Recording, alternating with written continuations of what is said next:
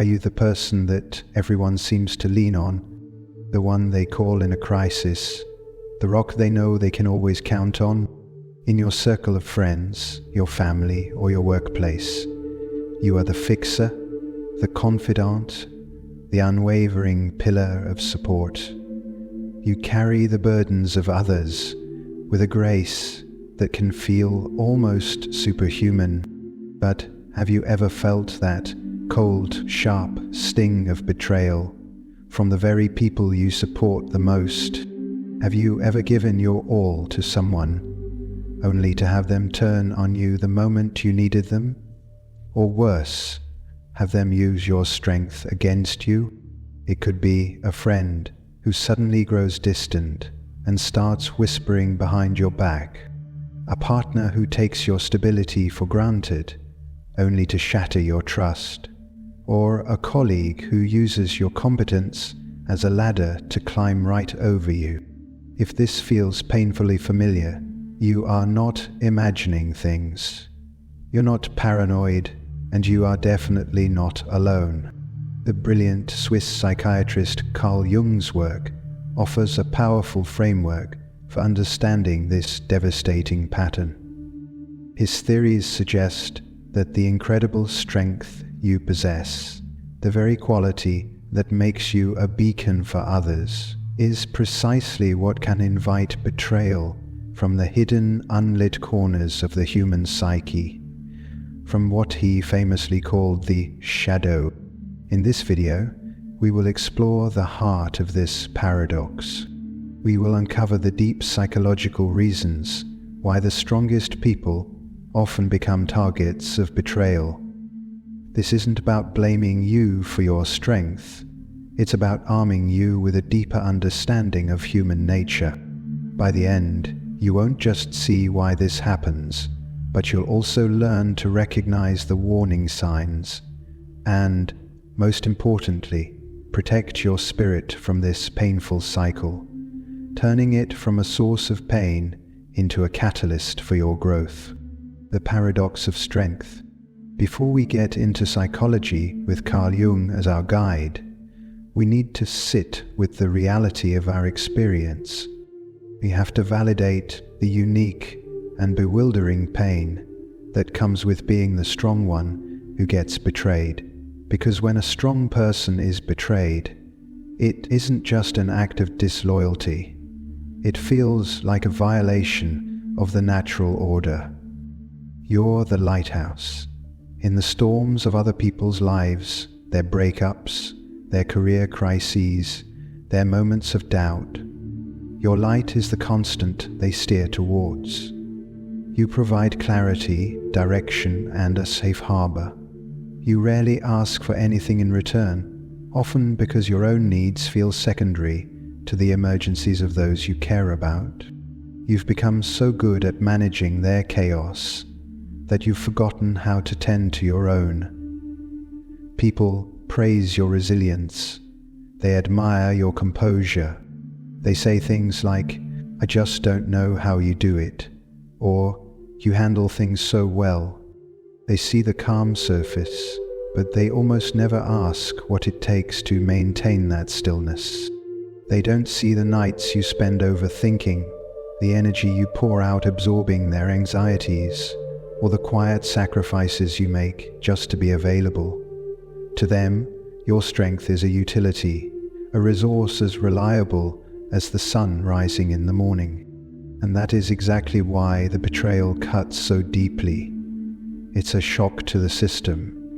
When the ship you've guided safely to shore turns around and fires its cannons at your lighthouse, the confusion is immense. The betrayal might start in subtle, insidious ways. It could be the friend you coached through a tough time who suddenly becomes envious of your success.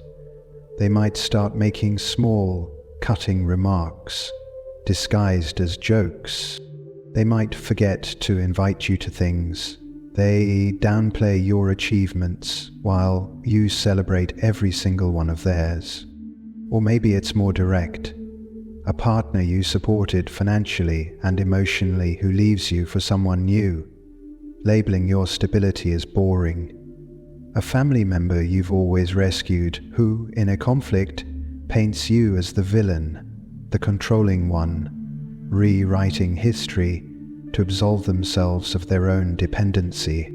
They use the very strength you offered as evidence of your tyranny. The pain is threefold. First, there's the standard pain of betrayal everyone feels, the loss of trust, the heartache, the sense of being wronged.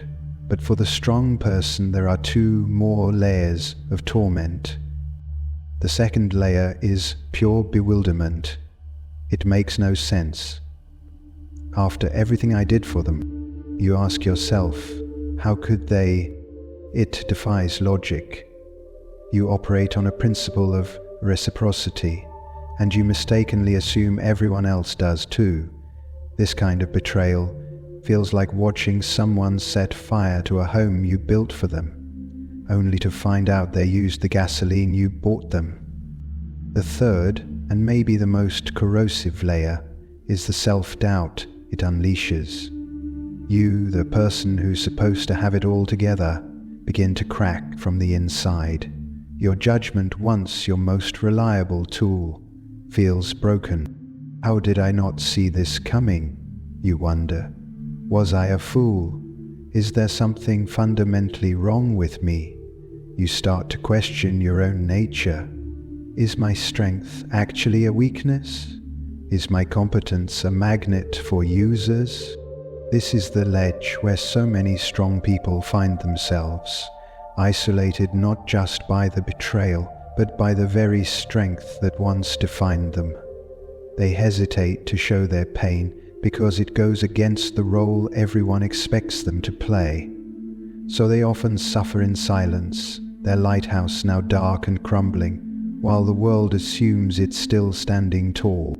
It's right here, in this place of quiet devastation, that the work of Carl Jung offers not an excuse for the betrayer, but a profound explanation that can be your map out of the darkness. His theories suggest that to understand this, we must stop focusing on the act of betrayal itself and instead examine the hidden world of the person who committed it. We must turn our attention to the shadow, the Jungian lens, to truly understand why good, strong people are betrayed so often. We must step into Carl Jung's world. Jung was a revolutionary thinker who saw the human psyche as a vast territory where much of what drives us lies in a realm he called the unconscious. And within this realm, every one of us carries what he termed the shadow self. Imagine for a second that your personality, the person you show the world, is a brightly lit room. In this room are all the qualities you're proud of, your kindness, your intelligence, your discipline, your strength. But every lit room casts a shadow, and in that shadow are all the parts of yourself that you have rejected, repressed, or refused to acknowledge. The shadow self is basically a psychological container for our disowned parts. It holds our envy, our greed, our insecurity, our laziness, our anger, and our deepest fears. It isn't inherently evil. It's just that everything we've decided is unacceptable about ourselves. We all have one. A healthy person tries to understand their shadow, but many people spend their lives pretending it doesn't exist, pushing it deeper into the dark. This is where the dynamic of betrayal really starts, when a person refuses to acknowledge their own shadow. That repressed energy doesn't just disappear. It has to go somewhere, and so it gets projected. Projection is a defense mechanism where you unconsciously take your own unacceptable thoughts and feelings and pin them on someone else. It's like having a handful of dirty secrets, and instead of admitting they're yours, you throw them at another person and accuse them of being the dirty one. The person projecting is totally unaware they're doing it. In their mind, The flaws they see in the other person are completely real. They aren't seeing that person clearly. They are seeing a reflection of their own disowned shadow. Now think about the strong person. You, with your competence and resilience, become the perfect blank screen for these projections. Why? Because your very presence often highlights what's lacking in others. Your discipline shines a light on their lack of it. Your integrity reminds them of their compromises. Your success is a reminder of the potential they never acted on. You don't have to say a single word. Your way of being becomes a silent judgment on their unlived lives. Someone deeply insecure about their own intelligence might project their shadow onto a smart colleague and call them an arrogant know-it-all. A person secretly envious of your relationship might project their shadow and hunt for tiny flaws, labeling your partnership fake.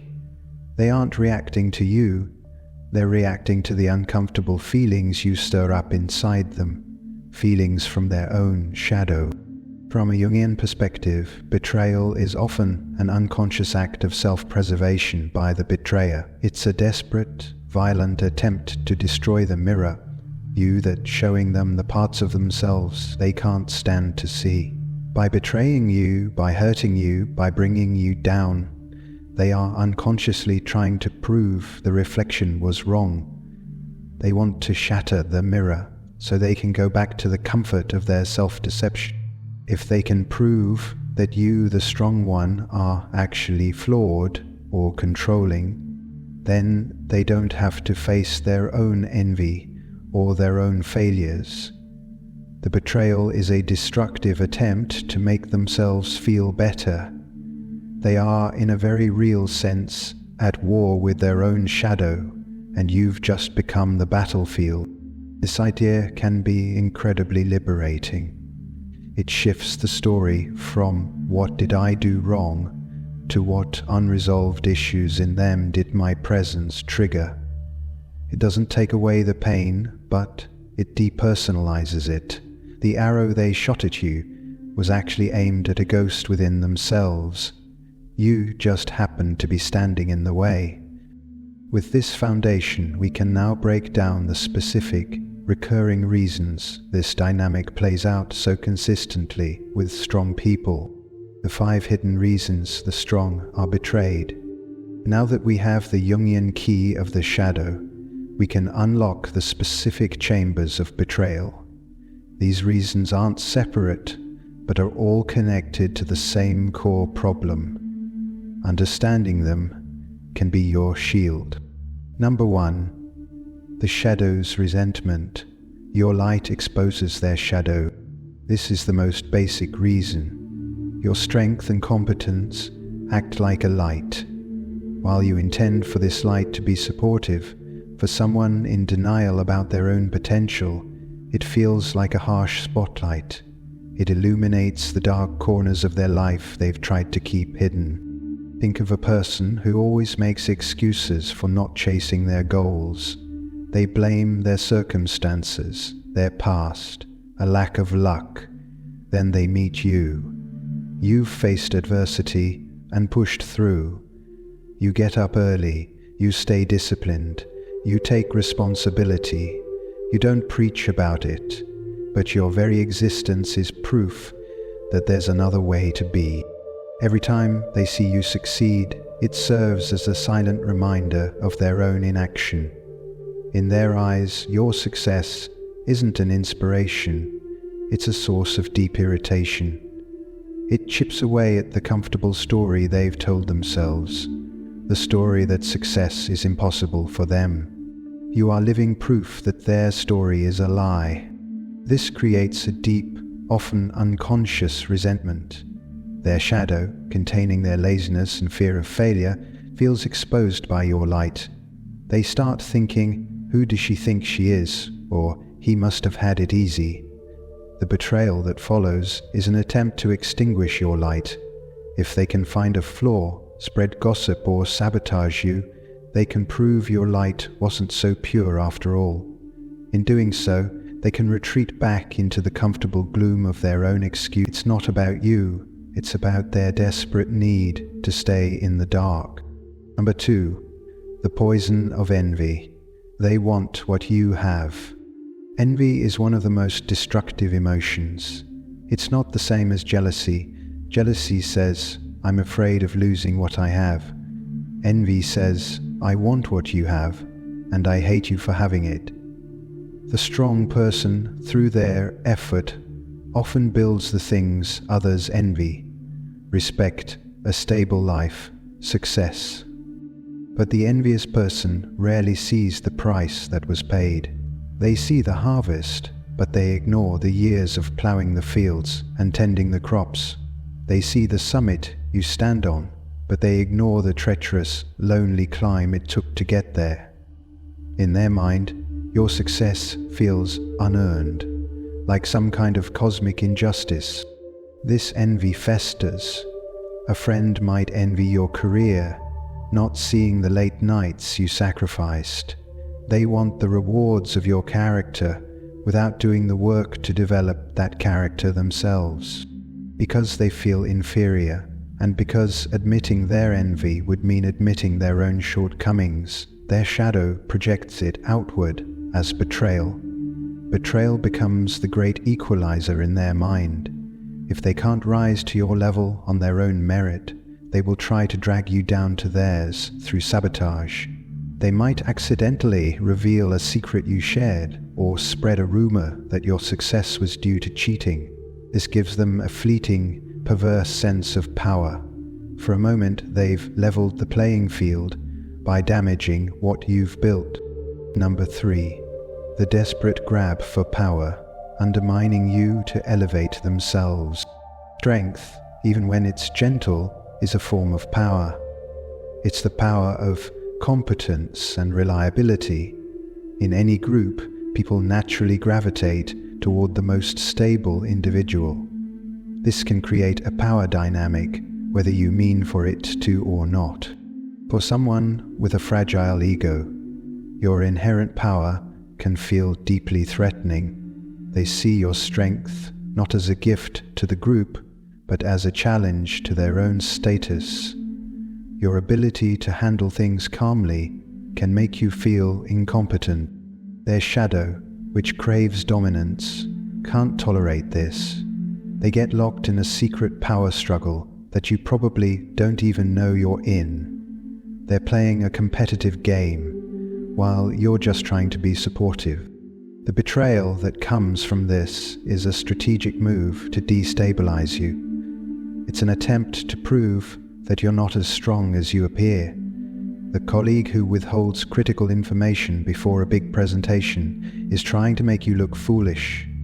The friend who questions your decisions in front of others isn't playing devil's advocate. They're trying to erode the group's confidence in you. By tearing you down, they feel they build themselves up. The betrayal is a coup, an attempt to seize the throne of strength that, in their eyes, you occupy. Number 4, the burden of projection. You become the screen for their failures. This reason gets to the absolute core of the Jungian explanation. This is where the strong person becomes a walking container for the betrayer's most hated qualities. As we covered, projection is when someone pins an unacknowledged part of their own shadow on you. The accusations they throw at you during the betrayal are often a direct confession of their hidden nature. Consider the person who is chronically unreliable. They see you as the epitome of responsibility. To quiet their inner conflict, they'll project. They will start to call your reliability controlling. They'll call your planning rigid. They'll accuse you of making them feel bad about themselves when it's really their conscience doing the work. The final betrayal from this person, letting you down at a critical moment, will be framed as the breaking free from your oppressive standard. They betray you and then blame you for it. Or think of the person who is secretly dishonest. They'll become hyper-aware of any sign of dishonesty in you. They'll misinterpret your privacy as secretiveness. Their betrayal, perhaps by being deceitful themselves, will feel justified in their mind because they've already convinced themselves that you're the dishonest one. This is the most confusing kind of betrayal, because the accusations feel so alien. You're left defending yourself against a phantom. You must understand that you're not arguing with their perception of you. You are arguing with their perception of their own shadow, which they've dressed up in your clothes. Number 5. The calculated betrayal.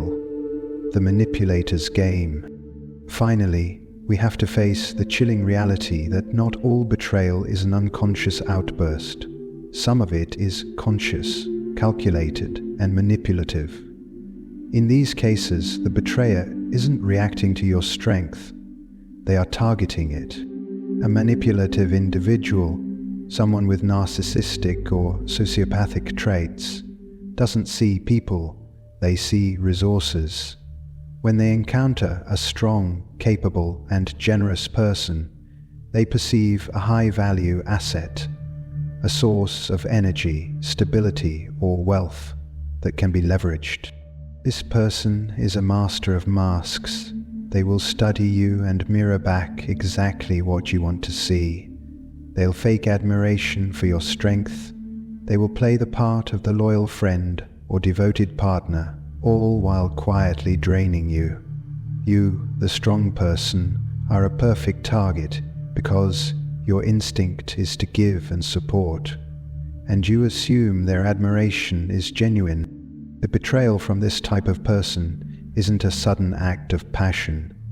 It's the logical end of their transaction. It happens when you're no longer useful, when you have nothing left to give, or when you start to see through the mask and set boundaries. The moment you say no, your value to them drops to zero. The betrayal will be swift, cold, and shockingly cruel. They'll disappear from your life with no remorse, often after painting you as the unstable one to cover their tracks. This isn't just a projection of their shadow, it's a deliberate action taken by someone operating from a purely self-interested place. For them, the betrayal wasn't a tragic outcome of the relationship, it was the whole point. Understanding these 5 reasons isn't about becoming cynical. It's about becoming wise. It's about trading naivete for awareness, so you can navigate the world with your strength intact and your spirit protected. The path forward. Understanding the psychology of betrayal is like having a map, but a map is useless if you don't use it to find your way out of the woods. The pain of betrayal can leave you feeling broken and distrustful. However, Jung's work doesn't just offer a diagnosis, it also provides a path forward.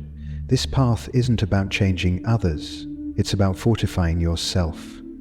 This is the journey of transforming from just being the strong one to becoming a truly whole one. Step 1. Develop a sharper awareness. Stop being surprised. The first and most powerful step is to fully integrate this knowledge. You have to shift your perspective. Betrayal from those who lean on you should no longer feel like a shocking event. Instead, you can learn to see it as a predictable, though still painful, pattern of human psychology. This isn't pessimism, it's realism. Start observing people through this Jungian lens. Pay attention to the subtle signs. Does someone offer you excessive, almost uncomfortable flattery? This can be the mask of a manipulator. Do they give you backhanded compliments like, "I could never be as focused on work as you are," subtly implying you're neglectful? That's the sound of envy. Do they gossip relentlessly? Remember, how a person talks about others is a direct preview of how they'll one day talk about you. Do they take responsibility for their mistakes, or do they always have a list of excuses? A person who can't own their shadow will eventually need to project it. By cultivating this awareness, you're no longer a naive participant. You become a discerning observer. The shock factor fades, and so does the power of the betrayal to completely shatter you. Step 2.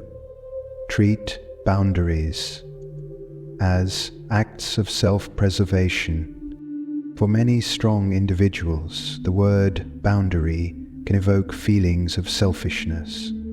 Your identity has been built on being available, on saying yes. You must learn that setting boundaries isn't a rejection of others. It's an act of respect for yourself. Boundaries aren't walls to keep the world out. They're fences to protect the garden of your inner world. What does this look like?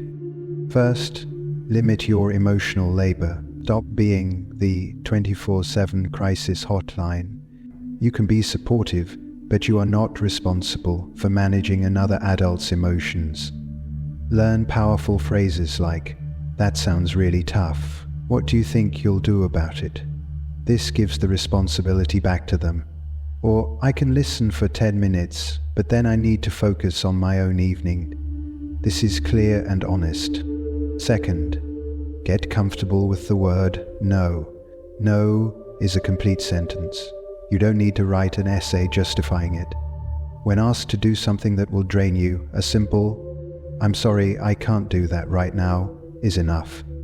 People who respect you will accept it. Those who protest are showing you that they see you as a resource, not a person, and that is valuable information. Third, conduct an energy audit of your relationships. Who leaves you feeling drained or anxious? Who leaves you feeling energized and seen? Start to consciously invest more time and energy in the latter, and systematically distance yourself from the former. This doesn't require drama. It can be as simple as not answering their calls immediately or politely declining invitations. Your energy is your most valuable currency. Stop giving it away for free. If these ideas resonate with you and you're getting some value from this, I'd be so grateful if you'd support the channel by subscribing. It helps us continue creating content like this, designed to empower you. And if you know someone who is a strong friend, maybe share this video with them. It could be the validation and roadmap they really need. Step 3. Finding the gold in the wound. This is the final and most transformative step. In Jungian psychology, the ultimate goal of life is individuation. This is the lifelong process of becoming the most complete and authentic version of yourself. A major betrayal can be a powerful catalyst for this process. The pain of the wound forces you to look inward in a way you never have before. It shatters your old identity as the invulnerable strong one and invites you to build a new one, the whole and integrated one. Individuation after a betrayal means finally turning to look at your own shadow. What part of you was complicit in this dynamic? This is not about blaming yourself, but about taking radical responsibility for your own psychology. Perhaps your shadow contains a deep need for approval, which has caused you to overgive. Perhaps it holds a fear of your own aggression, which makes it hard to set firm boundaries. Maybe your naivete was a shadow aspect, a refusal to see the potential for darkness in others because you were afraid of it. Integrating this shadow means acknowledging these parts. It means saying, yes, a part of me needed to be the hero. A part of me was afraid to say no. By owning this, you take back your power. You are no longer just a victim of someone else's actions. You're an active participant in your own growth. The betrayal becomes a sacred teacher. It showed you the limits of your old way of being. Your job now isn't to patch up the old armor, but to grow new skin, one that is both strong and sensitive. True strength isn't the absence of wounds, it's the courage to face them, learn from them, and integrate their lesson. At the end, the path of the strong person is often a lonely one, paved with the weight of other people's expectations. To then be betrayed by those you've carried can feel like the ultimate injustice, a punishment for your own virtue. But as we can understand through the lens of Carl Jung's work, this painful pattern isn't a punishment, it's a psychological phenomenon, rooted in the messy and often unconscious dynamics of the human shadow.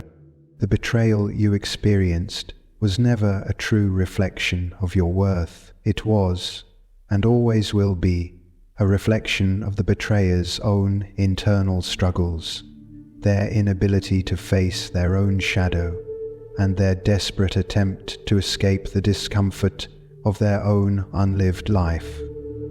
Your light did not create their darkness, it merely revealed it. Let this knowledge be your shield. Use it to build boundaries that honor you and to see the world with a new, wiser clarity. But more than that, let the wound of betrayal be your catalyst. Let it be the fire that starts your own journey of individuation, forcing you to integrate your own shadow and become not just strong, but whole.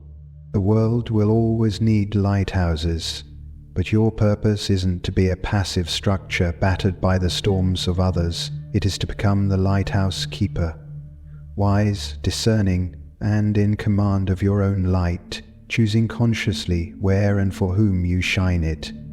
The greatest strength isn't found in never falling, it is found in rising again, this time with more wisdom, more authenticity, and a deeper connection to the unbreakable core of who you truly are.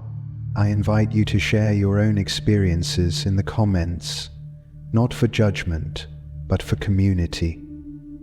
By sharing our stories, we realize we aren't alone on this journey, and we can draw strength from one another. Thank you for walking this path with me today.